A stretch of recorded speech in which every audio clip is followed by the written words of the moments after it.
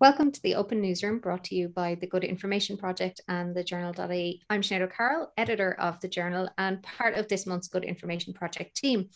Our current cycle is a really timely one. We're going to be delving into migration and the EU. Migration is listed as one of the priorities of the European Parliament, which is obviously unsurprising after what was dubbed a migrant crisis of the last decade. In her speech in her annual State of the European Union address last week, EU Chief Ursula von der Leyen told the European Parliament that as long as we do not find common ground on how to manage migration, our opponents will continue to target that. So what decisions are being made by the Parliament that impact us here in Ireland? What rules and regulations do Irish people want to see around immigration and emigration? Remember, this has often been a two-way path. There are so many things we have to find out over the next few weeks, and a lot of voices we want to hear from, particularly our own MEPs, on what legislative proposals they will support or oppose in the coming years. And the team for the next few weeks is here with me, Gráinne Ní Fhé and Adam Daly, both reporters with the Good Information Project. And guys, as I mentioned, this is always a priority of the European Parliament, but it's been bumped up even further by, well, first of all, Brexit and then Afghanistan in the last few months.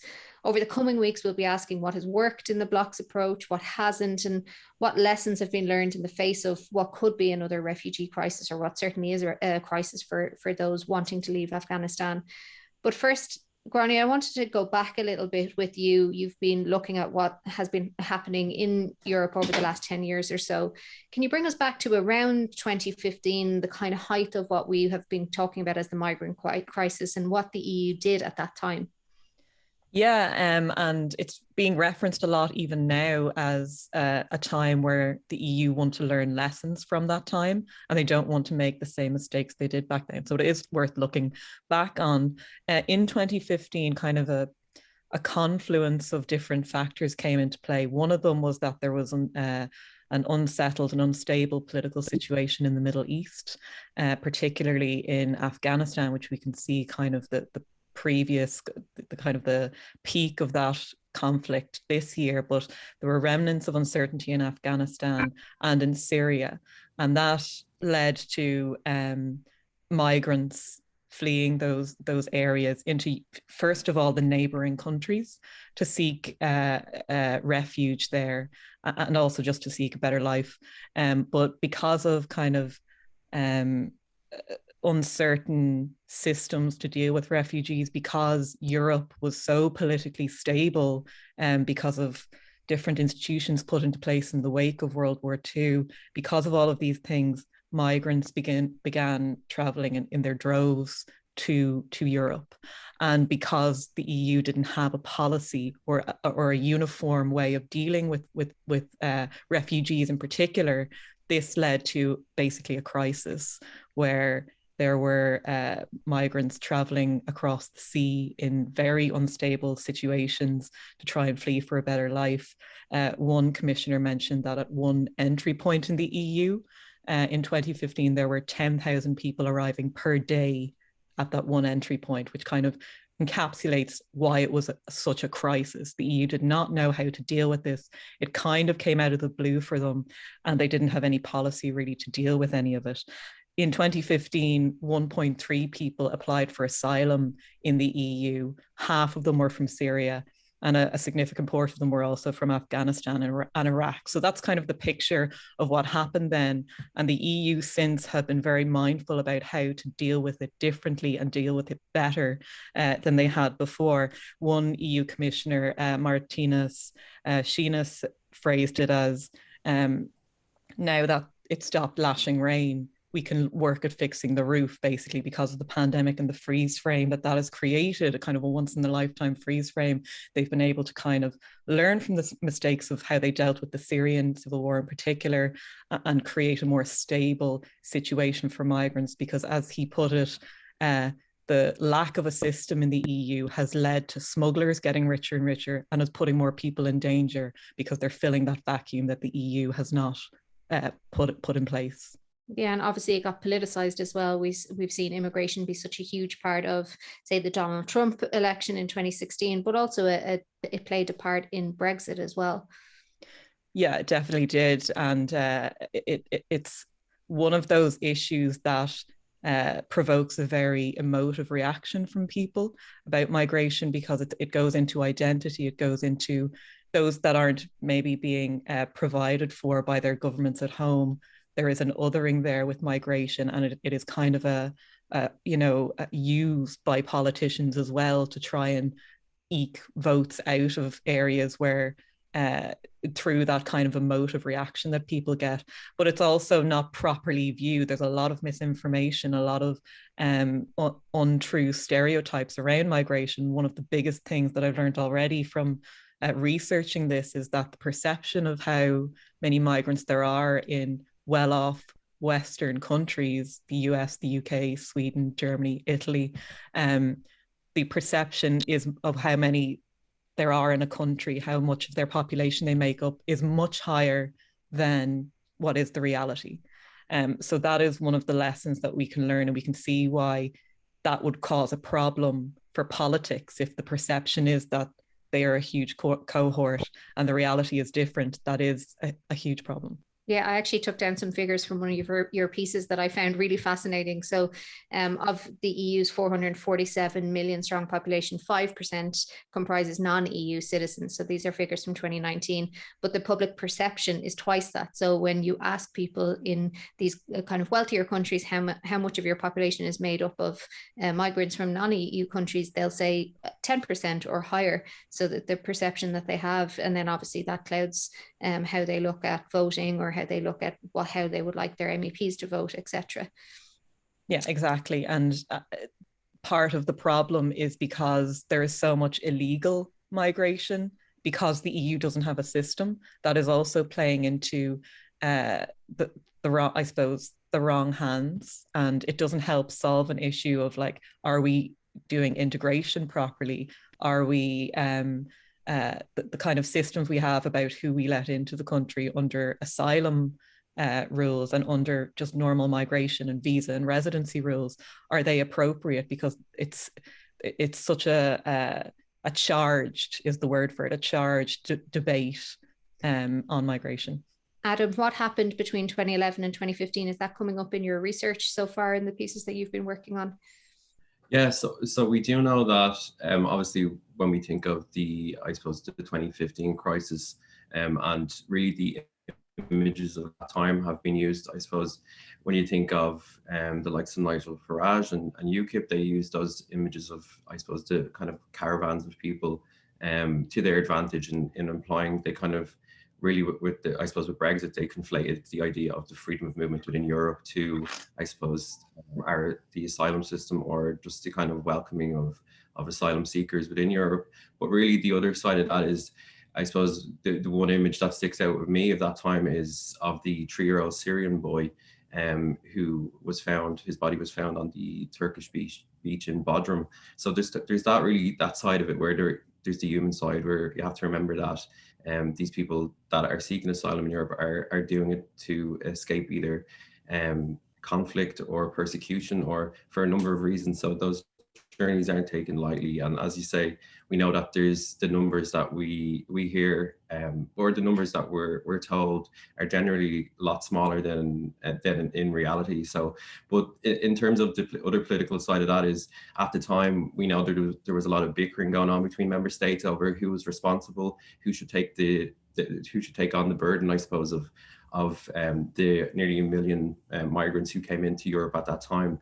And while it was a failure at the time, it could have been a lot worse, we know, because Angela Merkel kind of stepped in and said Germany will take up to 1 million asylum seekers at the time. So really, and at the moment, Germany is going through a transition at a time when we're possibly looking at another kind of influx of migrants from the likes of Afghanistan. So it would be interesting to see how that plays out, particularly because Germany was that kind of stronghold for, I suppose, the EU kind of sticking together between the migrant crisis. So, and that's kind of there's a big need really for the EU to kind of overhaul their whole system, because it is a case that the bickering hasn't stopped between countries, and really we're seeing that kind of play out on the kind of frontline countries, the likes of Poland, Latvia, Lithuania. They're kind of saying we're bearing the brunt here, we're protecting the EU's borders, And then you have the nations that are a bit further away that kind of aren't pulling their weight per se. So there's kind of disagreement across the board. So the kind of issues that we've seen from 2015 to now, there hasn't been much change, but all through that time, you have to think that there are people that have been in the likes of the camps in Greece or even in Turkey, which the EU had a deal with Turkey to $1 billion, nearly 6 billion euro was guaranteed for Turkey to basically house or nearly stop asylum seekers from crossing over to Greece. So all through that time, there's people that have been looking to have their asylum claims processed and have been living in those camps in what is considered pretty awful conditions. Yeah, in van der Leyen's State of the Union address last week, she told the European Parliament and member states to get on with the migration pact. So Europe is moving from a quota-based system that people will heard about that, you know, depending on your population, your size, GDP, all of that, that you take in you have an obligation or responsibility to take in a certain amount of refugees or that Europe is going to take in. There's a change to this migration pact. Adam, you have published a piece on that. Can you just give us a sense of what it involves and how likely we are to see it actually come to fruition at any stage? Yeah, well, I guess the pact itself, it's supposed to be it's the Commission's vision for, I suppose, the EU's, like, how the EU is going to approach migration from now in the future. And really, it's all about kind of streamlining the whole system across the EU. And they proposed that pact back in September, and September 2020, I should say. So a whole year later, and we're still kind of at that impasse. So it's not looking too good in terms of progressing any further. And particularly when we look at the crisis from 2015, it took to 2020 for them to come up with a new pact, and no one is still in agreement. So it's unlikely that we'll see any movement. And I think the commissioners involved are kind of looking at it at the minute to be like, well, we might get certain aspects of the pact passed. So it mightn't be a case that we'll have an overarching kind of overhaul of the system through the pact. We might have smaller things, and those smaller things are basically border management, and the other particular one is the kind of solidarity mechanism. So when we talk about the idea of quotas, that's kind of been scrapped because nobody can agree on what quota is fair per se. So for countries that do want to take in migrants, and the countries, well, it's more so the countries that don't, they can contribute, I suppose, in different ways, mostly monetary. So they provide money to states that do want to either take in more asylum seekers, or for the likes of the frontline countries like Greece and Lithuania and Poland to kind of fund their borders essentially. So really, when we think of the pact, it is talking about streamlining their approach to migration, but it's, in a sense, when you're looking at it from an asylum seekers, I suppose, point of view, it's still very much a policy of deterrence. So when we think about border walls and even the camps that are kind of the new camps that are being built on the Greek islands in Lesbos and Samos, they're closed camps, so they're kind of nearly, NGOs are describing them as prisons essentially. So while they are talking about having a more communal or more streamlined approach, little has changed in terms of how the asylum seekers are seeing it. It's still quite a hostile environment, and really for the frontline countries, they're very much pro-deterrence. When you think of Greece, they're passing new legislation to basically make it harder for people to seek asylum in the country. And really, the idea, obviously, with deterrence is you make it least appealing for people. So the idea is that they won't come. But the idea, but for people that are seeking asylum, it's important to remember that they're not necessarily saying, I'm going to go to Greece to live in this camp. They're more so thinking of their push factors, what's forcing them out of their countries, not essentially what's waiting for them on the other side. There's an interesting aspect to the pact as well, where there at one stage they were going to include reforms for visas and residencies, basically asylum seeker and refugee issues, and they decided that it was better to separate them out because it was difficult enough getting agreement on this one issue of refugee status, that if you lumped another migration policy issue on top of it, that you'd never get the member states to agree. So that shows how fraught kind of the situation is within Europe about how to deal with this. The Commissioner on a European Way of Life talked about how there was disagreement on what the European way of life would be, but migration comes under that because it's such a huge part of Europe's future. He talked about the migration pact being 3 floors, the first being investing and trying to stabilize situations in places like the Middle East before people ever leave, which was a big mistake they made with Syria, and they acknowledged that. The second would be the external borders, so places like Greece and Italy, and Frontex, the EU's border agency, would be a huge part of that. And the third is that bit that Adam was talking about, the nation sharing responsibility over housing refugees, over providing funding to help refugees settle in Europe. And if people are rejected their asylum application, they can also be part of the process to bring the migrants, I suppose, back to the countries from which they traveled. So that's kind of at the heart of what Europe hopes will solve this issue, I suppose, but it depends on how member states like Hungary in particular and Poland react. Yeah, it's kind of a menu of things that people can choose from. You've been looking at what Poland is doing right now. Can you give us a little sense of where they're at on the front line? It's very complicated. It's very complicated because of the fraught relationship the EU is having with Belarus at the moment. Basically, a lot of migrants have been coming into Poland through the border with Belarus and other borders as well. Poland, but also Lithuania and Latvia as well. And basically, the EU suspects that Belarus is getting back at the EU or hitting back at the EU by encouraging migrants arriving on their door to travel to the EU in kind of response to the sanctions that the EU imposed after they, I suppose, forced or tricked a Ryanair flight to land in Belarus, and they took a dissident Belarusian journalist off that plane, him and another woman as well, from I suppose that issue is still ongoing and hasn't been resolved, and the EU sees this as kind of an attack on the EU in a way. So Poland has started putting up barbed wired borders along its kind of perimeter to stop people coming in. It's very, very fraught. The Polish Minister for Foreign Affairs said at one stage that they would not take in or house Afghan refugees. It's very, very difficult to know what exactly is going on in truth, because at one stage Poland is saying this is an attack on the EU. On the other stage, they're putting barbed wire fence and there's families on the other side.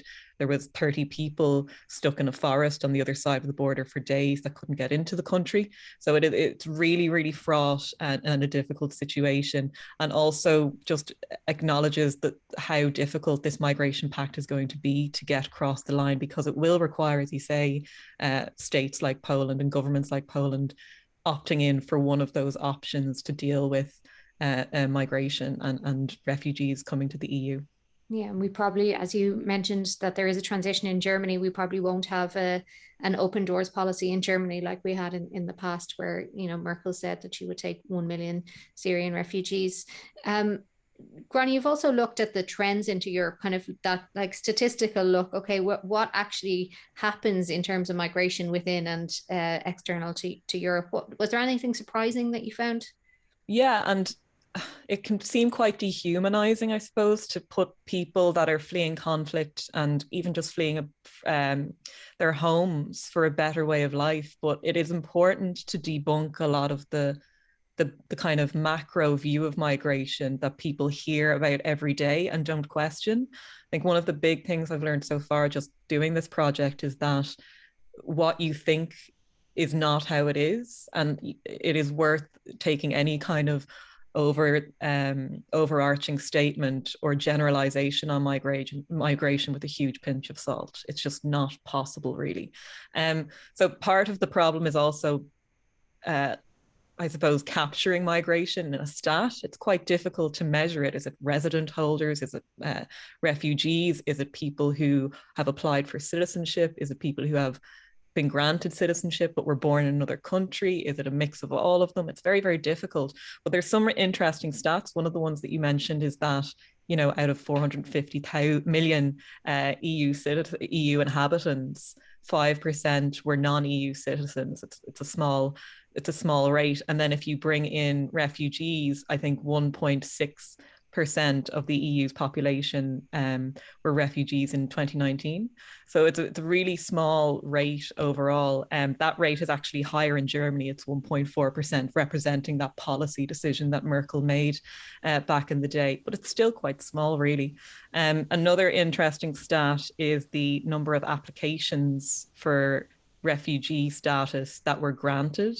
So if we look at, I think it was 2019, that there were 280,000 applications granted in 2020. So that's also quite,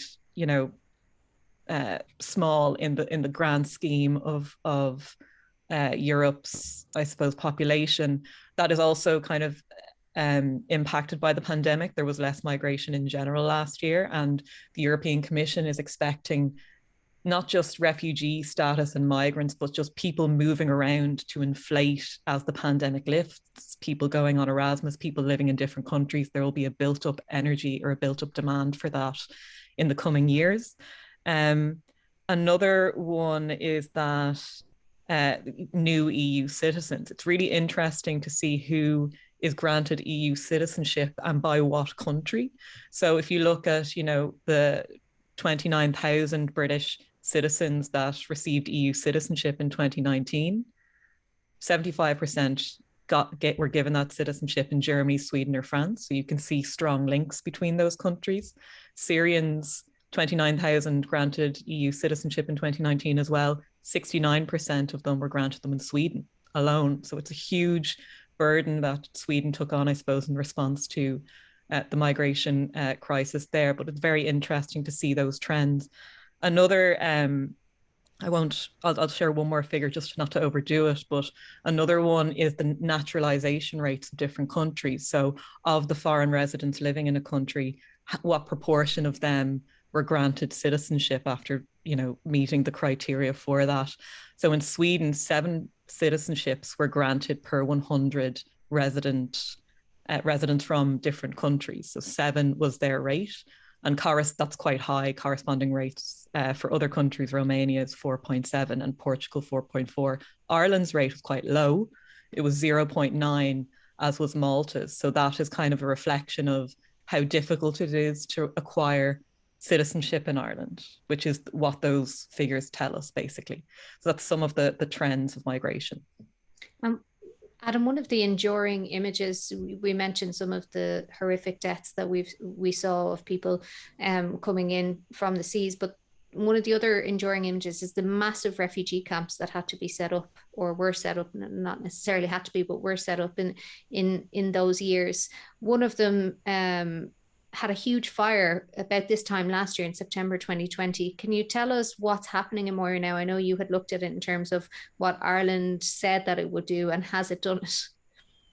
Yeah, so the camp in question is Moraira, and at the time, before the fire in September last year, it was home to over 12,000 people, and that it's important to keep in mind that when it was built, it was only supposed to house hundreds rather than thousands. So you can only imagine that scale of overcrowding, and then the conditions that creates when you're talking about sanitary conditions, and even crime and safety is a big issue for a lot of people. And then I suppose that was from 2015 that camp was there, and I suppose plenty of people went through it, but a lot of people were there for a long period of time. So think of a prolonged period of time in a camp like that, and waiting for your asylum claim, never knowing when you might have it processed.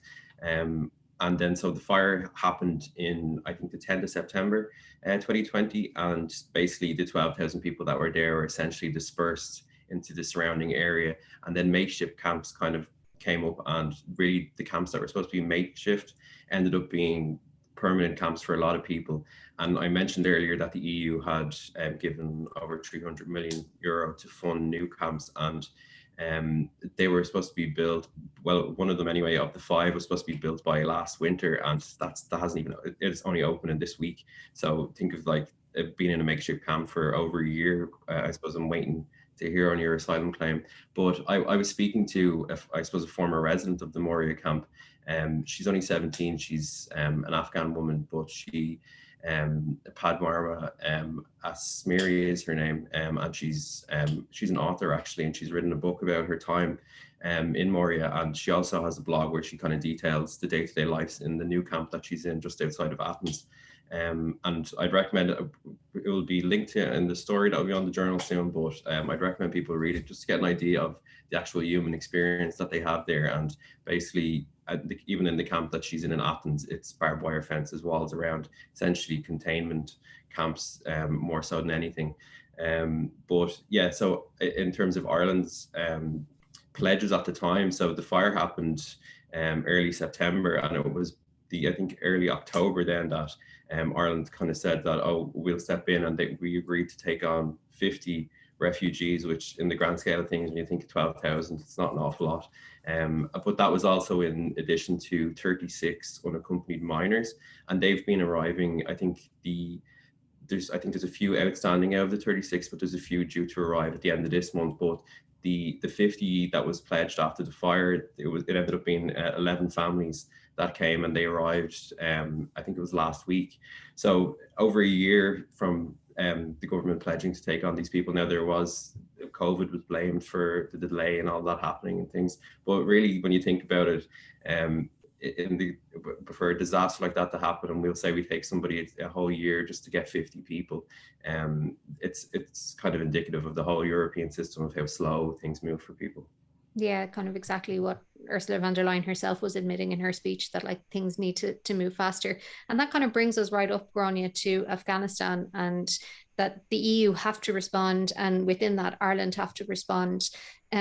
And there is a balancing here, like when I think we've been trying to do it in the last 20 minutes or so, that there's a human experience, but then there's also the kind of hard logic that politicians and policymakers have to put on in terms of like what capacity a country can take, and what it should take, and what it might need. Because a lot of we do need people as well, and we need an increase in population, which some countries definitely do.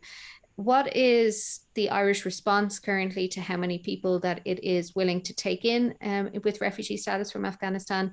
And how do the Irish people, we've done some polling, how have the Irish people reacted to that? So the government has committed to taking in 230 people, 230 Afghan refugees. They've granted that status to 230 people already, and 50 people, I think, have arrived so far. So when that figure is announced, the timeline is actually also important as well. For example, with the Syria crisis, the UK government announced that it would take in 20,000 Syrian refugees, and it took them 7 years to do that. So you need to look at the timeline of how these things are done. So 230 is the number. When we, the Journal and the Good Information Project, did a poll, it had Ireland Thinks carry out a poll on its behalf and asked people what they thought of this figure. Was it right? What should be less? Should there be more? And basically it found that of the 1,000 or so people that had polled, that a plurality, so the biggest proportion of people believed that we should take in between 230 and 1,000 Afghan refugees. So more than we currently are. And then the charities and advocates like Amnesty International had asked for a figure of at least 1,000 Afghan refugees. So that is reflecting that the Irish public agree with that, and we should take in that amount of people, because I suppose even 1,000 is quite a small number in the context of a population of 5 million people. But in just drilling down into that figure, so 34% wanted to take in 230 to 1,000 Afghan refugees. 27% said 230 is about the right number. 19% said we should take over 1,000 refugees, and the same proportion, so 8% said we should take in less than 230, and 8% said zero. So no Afghan refugees, so very small proportion. So overall, if you look at the 230 to 1,000 and the 1,000 plus cohorts together, that's the majority of people wanting to take in more Afghan refugees than we have committed to. So that's interesting. And if you look down, again, don't want to overload people with figures, but if you drill down into the demographics of those, it's quite interesting. Quite interesting that the proportion of men that said Ireland should take in 0 Afghan refugees, the most extreme version of that scale, side of that scale, 12% of men said they wanted to take in 0 Afghan refugees, and 4% of women said they wanted to take in 0. So there's quite a significant discrepancy there. And more women said that 230 was about the right number than men, 32% of women versus 21% of men. So there's some interesting trends like that. You know, majority of young people think we should take in more than 230 Afghan refugees. On education, those with a 3rd level education think we should take in more Afghan refugees as well, between the 230 and 1,000 and over 1,000. They're the highest cohorts. And it also indicates, the poll, that the more religious a person is, how frequently they attend religious services, the less likely they are to support taking in more than 230 Afghan refugees. That's some of the interesting data. If you want to read more, you can scroll through it on the piece we have on the site today. It's kind of a small snapshot of maybe what's happening at EU level, that it's really hard to get a majority agreement. Like, while there is, obviously you said there is a majority or definitely a plurality for that 230 to 1,000, it's not overwhelming. And, you know, 8% isn't insignificant when you hear 8% want that 0 number, or 12% of men want that 0 number. If you think about trying to find a compromise between that 8% and the upper side of the scale, that's kind of where the difficulty lies. And, you know, there's an acknowledgement in the poll as well that the EU is not handling immigration well, and hasn't been for the past decade. But finding the best way to deal with it is also in disagreement. You can have people in that saying the EU has not handled immigration well, saying they've accepted too many people, and also they've accepted not enough people. So that's the problem. We did have a question from one of our Good Information Project audience on the polling. They say, I wasn't asked and nobody I know was asked. I'd like to know what most means in this case. So probably should just explain how the Ireland Thinks poll works and the sampling, and how we can kind of deduce what we do from it. Yeah, it's important to show that, or to say that polls are not a referendum. Not everybody is asked, but they're a certain cohort, a minimum amount of people. It has to be big enough to be accurate or to be representative, to give an indication of what the general public feels. So in this case, a sample of 1,000 adults were asked to a series of questions, and it was picked from a pool of 5,000 panelists selected according to gender, age, region, political interest, past voting behaviour, religion and educational attainment. They were also weighted in according to variables in line with the CSO and exit polls to be weighted in proportion to the population. So it's a scientific method of trying to gauge or get a litmus test of how people feel about something without actually holding a whole referendum on the issue. Great, thanks for that, Grania. And Adam, I'm going to put you on the spot a little bit. Just another question from the audience, do a quick fact check for us, because we are talking about Afghanistan. Can an Afghan legally get asylum while passing through multiple safe countries to get to a European border? So basically, where is an Afghan, do they have to get safety status in the first safe country that they arrive to, or can they keep traveling onwards? No, so the way it works is that if you're seeking asylum, you can go to the country that you want to go to. I think sometimes it's forgotten that there's agency within. If you're seeking asylum, you can seek asylum in the country that you want. You might necessarily have it approved, but there is that where you're not obliged to, just because you pass through a country and you are considered a refugee. It's not a case that you have to stay there. And so the way that I suppose the guiding principle for a lot of countries is the UN Refugee Convention, and that makes no case anywhere that somebody has to seek asylum in the first safe country, let's say, that they land in. And at the moment, and the UN, the EU Migration Pact, I should say, is kind of looking to overhaul how the system works at the moment. So under the Dublin Convention, which unfortunately named for what it's called, for what it for the service it holds. But essentially, under the Dublin Convention, the country that you first seek asylum in, so let's say if someone arrives in Ireland to seek asylum, and then they end up going to a different country, it's the first country that you applied for asylum in that's responsible for, I suppose, returning you to your home country. So it's quite complicated at the minute. So they're looking to kind of, that's one of the areas that they're looking to streamline. But long story long, you don't have to seek asylum in the first safe country you pass through. Great, thanks, Adam. And just before we wrap up, because we obviously will be doing this for the next few weeks, what are your priorities? Obviously, we want to hear from the audience. We want to hear what their questions are. But you already have some priorities from things that we've already been asked in the last week or so. Gráinne, what's next on your list? I'm currently looking into the Fine Gael MEP vote in the European Parliament in 2019. People might remember that there was a resolution or an amendment, I suppose, a series of amendments to what to do about the response to the crisis, the migration crisis in the Mediterranean in particular, how the EU should beef things up or respond because they were dealing with an escalating situation there. And four Fine Gael MEPs voted against increasing, I suppose, measures. They said at the time it was because the measure involved radioing, I suppose, information to all boats in the Mediterranean, Frontex, national governments, NGOs, and they said that was going to aid smugglers was the reason. But over a year later, with a bit of time, I suppose I want to look back and see how that decision has aged, why it was such a big deal. People were very annoyed at the time, and European votes in the European Parliament don't usually break through to the national discussion.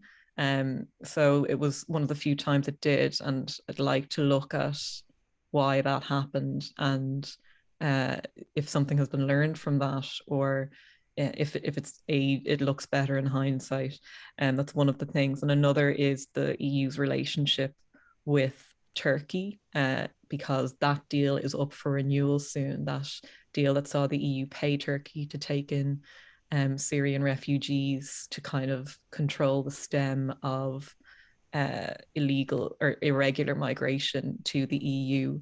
And the EU is of the opinion that the deal worked well, so it's probably going to continue. And Adam, for your part, what do the next couple of weeks hold for you? I mentioned earlier the Afghan woman I was speaking to who's living in the Greek refugee camp at the moment.